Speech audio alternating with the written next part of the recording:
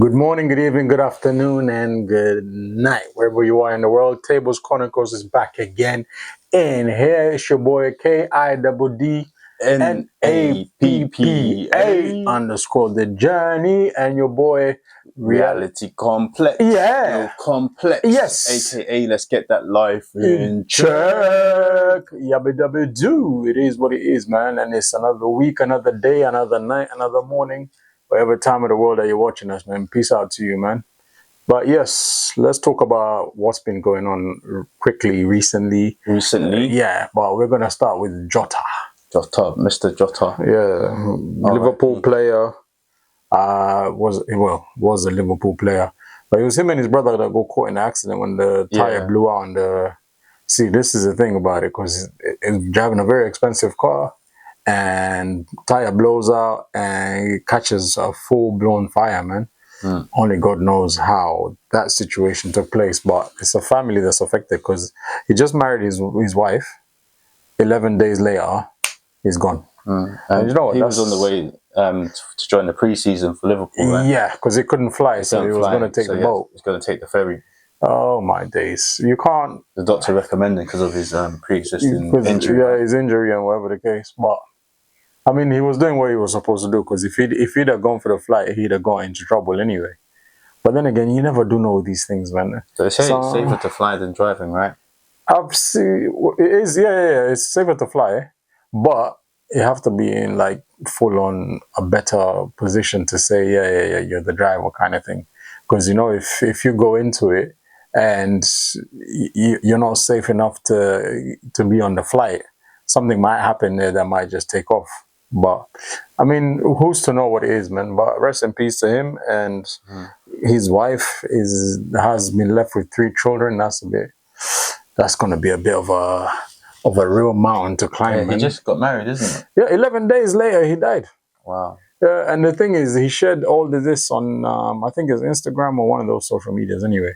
But you know, with life, you just never know which way it's coming, which way it's going, man, to be honest with you. Because when somebody dies, man, it hits hard, man. It really hits hard, man. That woman's gonna be not okay for a while. And then another thing is, like, what happens now with the children? What happens with his because he's relatively very young. So they start looking at the pension side. Not even the pension. In Portugal, right? The tribute. Yeah. They did it in Portugal. But you know what? The Liverpool players went to do it to the place, and I think they even did it somewhere in. It was in the small town. Ian Wright was somewhere recently. Yesterday. Small province, wasn't it? Where they had the.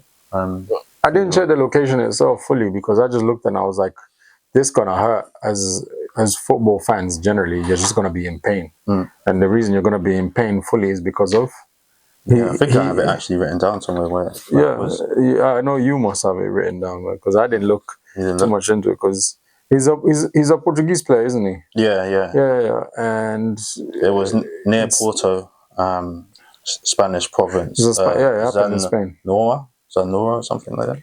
See, that's the reason I didn't look into it, because I know my pronunciations would be as good as yours. Butcher it out. Horrible. Butcher it, man. But yeah, people. So yeah, from Agrija. Yeah, him and his brother. Oh, in Portugal. Yeah. Okay. Agrija Matriz. Agrija Madrid. Okay, however they say in Portuguese. Somebody's listening and Matriz, like, yeah, they will correct us. The comments, correct us in the comments. As per usual, man. As it goes. Yeah. But yeah, man. Jota and his brother, unfortunately, not here no more. But life does go on for sure. Yeah. Now his children are going to live with this car for a very long time, because, you know, with the internet, doesn't forget. So they'll be looking and seeing how he was playing, and they'll see the cars, and it's he's only 28. He's 27, 28, something like that, yeah. Oh man. And his brother is 25. Oh man, that's just bad. Wow. He's also a player, his brother, isn't it? I think he's also a football player. If I'm not wrong. I'm not sure. But anyway, people, just value your people next to you, man, because you don't know what tomorrow's holding, man. Let's be honest, man. Whilst we're talking about football, there's a lot of attention at the Arsenal transfer going on. Saga, shall I call it, between them and Victor Gyökeres. Is that he plays in Sporting. yeah. Bro, you know what? I'll be honest with you. After last season, or even this new season, you're not really gonna see me looking so much at the football because I'm just looking at it, I'm thinking, do you know how much money these guys get paid, yeah? They get paid real good money, and then guess what? We're the fans pissed off, all emotional about it. Whoa. So I've not been really looking at it, but I'm pretty sure AFTV has a lot to say on it as well, man. But I just said, you know, it's nail biting because of where Arsenal are, you know, second, you know, so they're literally buying to strengthen the squad to go for first, isn't it? To win. bro, So they need that's to why win, there's so yeah. much attention on it. Because even me as an Arsenal fan, like, I'm getting frustrated. I'm like, okay, so this is what we're doing. What's everybody else doing? And if you look at it, It might be just because in my feed, because I look at a lot of Arsenal stuff anyway. It's just only no. Arsenal You know, it's just being a fan, or is being it a that fan. everyone is actually talking about Arsenal's transfer window? It's a give and take on that one. Yeah, so with him, because he's from the same club as Mourinho, isn't it? The guy that came last year. And what it was, the Sporting Lisbon didn't want to give him and Gokaresos at the same time. So they said they had an agreement. Okay, we won't take him now, but we'll take him next year. But then Sporting Lisbon got a new sporting director, and he said, "Oh, no. You know what? You're not going for the 60." I think it was like 60 million that they agreed initially, but then he upped it to like 69. Oh man! So then even Gokares got mad and said, "I'm going on strike if you don't let me. You know, if you keep trying to." Push. But I think it looks more than likely it will go through. But you know, it's been traumatic as an Arsenal fan going through the motions of him and the other striker that we're looking for as well, who I don't really even focus on that much anymore because it's Gokares that everyone wants.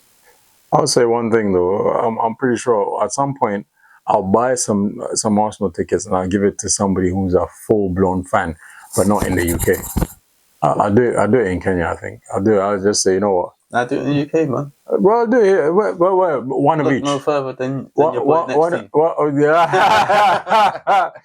I mean, obviously, if I'm going, you're going to be there. So I'm saying I'll just get one random person and just say, you know, listen, for you, we'll do a whole flight plus whole packaging for you to come and watch Arsenal play. Yeah.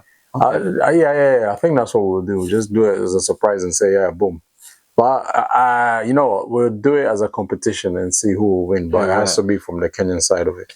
Because those guys are crazy about the football, man. What? Okay. It's a bit of a... It's one of them ones you're thinking, what the hell are they going to do next, man? But those guys are big fans. Yeah. But not many of them have the opportunity to just get on a plane and come and see Another thing people are talking about that Arsenal fans aren't really that happy about is the signing of Madueke. I've seen that, yeah. But the thing is, I don't see the big fuss because he's going to be a backup replacement for Saka. And we know we need a backup for Saka because we play him like every single game. But I get it, right, he's not like, he doesn't shout at you, I'm like one of the best. But I think it's an okay-ish signing for backup. Whether it's a 50 mil backup, that's to be debated. But that's another argument. I think it's okay. Like when you look at the Chelsea squad, he doesn't exactly scream at you at the one you take from there, but you know, it's just strengthening the depth, isn't it, to avoid injury. So you can play him in the lesser games and give Saka a rest, isn't it? Irrespective of, they need to have somebody there. They need to have somebody there, man, because you can't have one person who's going to be... Because every time something goes wrong, who will they blame? Saka. Oh, they will always blame the first team. But as long as if something happens to one of the first teams, they need to have a good secondary. Do you know what I mean? And this is what, remember, because we spoke about Chelsea before, and we were talking about Mourinho in itself. And if you look at it, he had a set of people who were prepared to be a backup when he was in Chelsea, didn't he? You know what I mean? And we need the same thing. Yeah, if you look at all the football teams that have done well over the last 3 years or so, they've all had strength in depth. They always have got, but they got both balances in every side. I think it's fair enough to say at times Arsenal were riding their luck with, you know, doing so well with just the 118. Right. But it's like one injury, then we're screwed. Exactly. I remember. Yeah. And we can't have that, man. Very tight. So it's good to see a reaction from the management team and pressing for those signings as well, because it looks like they're not taking it lightly and they're actually going. Let's see if they pull through. It's just taking a lot of time. Mm-hmm. That's the only thing, and I think that's what we're saying. Because the thing is, in this transfer market, you know, we know that teams, if they know that you need a player, they will try and extort you for the most money they can. Of course. And so you know you're going to get extorted, but Arsenal are like, no, let's do this, you know, properly. Let's not get extorted and taking the time and methodically going through things. But I think it shows a smart premise on Arteta's side that he built the relationship for this like from last year and had set up the agreements in place. So it's definitely not a panic buy. It's something methodically looked into, which is a good sign of a decent manager, you know. Let's see how they go. I like the guy though, Mikel Arteta. Yeah, and he has his critics. You know, like every person in life. Of course, so you're gonna have the good, the bad, the ugly. Yeah. I think generally speaking, he's brought the club into a good place. Even though you were going to talk about trophies and things like that, but I think that'll come with time. So I think he's got us to a certain position. Some choices have raised eyebrows, like when he got rid of Aubameyang when he was like top scorer. Oh yeah. It was like, what are you doing? Yeah. But it was to do with the discipline. You know, that's what everyone keeps saying is about the discipline side of it. But it's like, I don't think there's ever any soft players anymore anyway, generally. Because when you look at it, some of them, man, those guys are a bit chaotic. But let's see.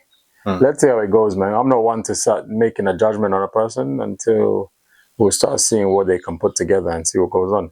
But the thing I'm irritated about is, what's his name? Thomas Partey. Yeah. Because he's gone now, he's left. Yeah. And he left on a free. Yeah.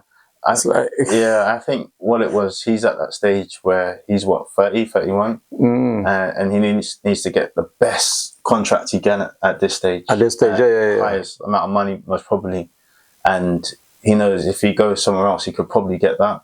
Where's he going to go? Saudi Arabia? If you look at someone like, you know, that if you look at the way Arteta's looking at it, you look at how long, you know, left have I got out of this player and where can I put the money in? You know, it's a business and I've got others that I can sign for longer and get the same money. You know, I can go out into the market and probably get someone, a younger player, fresher legs, and probably pay the same amount of money. I don't know what money, mind you, he was trying to renegotiate, but clearly it wasn't what the club had in mind. But where is he going to go? Saudi Arabia? Where is he going? I don't know where he's going though. Because I tell you what, if I was a football player, I would be eager to say I'll go and work in Saudi because the money that those guys are earning. Look at Ronaldo. Ronaldo is on time. Ronaldo is just sitting down. He ain't going nowhere. And he's been given, I think he's actually been given a team to own, hasn't he? I think there's a deal. That's the new type of. I think. Yeah, he has a deal. In my opinion, I think David Beckham has kind of set the barrier for everybody. Yeah, he set the bar. When it comes to negotiating deals with percentages from clubs, like getting a stake in the club, because that's what he did. Then he went to the American League, the MLS, and people thought he was crazy. They're like, what? To be honest with you, I wasn't even that well known when he did it. But that's the smart. That's like that's a business. It's an open. You buy low, sell high. So he's gone in there taking the lowest, but said, you know what? I'll take a percentage of the business. I'll take a stake in the actual club. And then he knew that obviously he'd sell shirts because his name would sell shirts. His name is he rose the value of the club. But I'll tell you one thing, man. I don't care what anybody tells me when and it comes his to own club as well. Yeah. I mean, what they call Flamingo? No, it's not Flamingo. Inter Florida? No. I can't remember the name because for me, in the US when they're always insisting on calling it soccer, and I'm like, yo, why is it so? You're always insisting on soccer, but to be honest with you, it is soccer anyway. Because even when you look at rugby, it's RFU, it's Rugby Football Union, isn't it? So, but the thing is, I always say to people, you know why they call it soccer? Soccer is like the actual name of football. That's the real name? Yeah, I think so. I think that's the actual name for the game.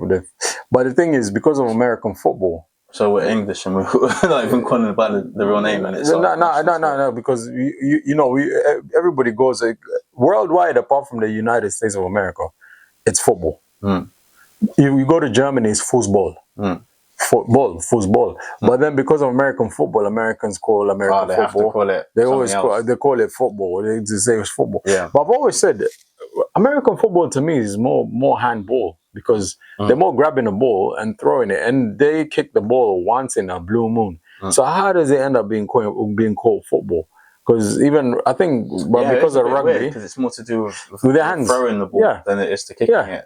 They kick it yeah. after they do a touchdown. The guy kicks it Or once like in rugby, like if you want to, there's a certain point that a. you You can could kick see it the whilst you're running. history. You could see with the history. I've always said, But it's more upper body and throwing the ball. yeah. It's not even a round ball; it's an oblong. Exactly, bro. Let's now start going into Sorry, it's not a round Americans, ball. we're not disrespecting. But it's the same thing. I always say, you know, because when you go into it's like how I don't know how American football would have started, but definitely had something to do with rugby at some point. Man, I ain't gonna tell a lie. Yeah, that'd be interesting. Because the balls are the same if thing. anyone knows how it was started, Please tell us. Comment below. Please tell us so that we have the knowledge and we don't look stupid, you know. And you know, I'm pretty sure now we get, oh, you all think you know it all, X, Y, X, Y. Anyway, that's the story for tomorrow, man. Let's leave it at.